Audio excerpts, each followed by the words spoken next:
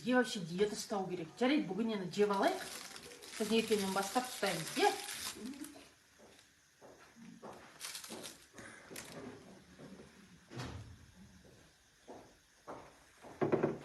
Оны енді қалай ұстаймыз?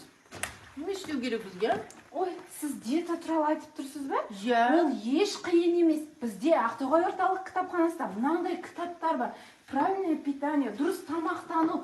Мынадан кейін сізге ешқандай диетаның қажеті жоқ. Сіз уақытылы тамақтанасыз, денеңізді бір келіпті ұстайсыз. Күшті. Мына кітаптар сіздерге сөзсіз көмектеседі.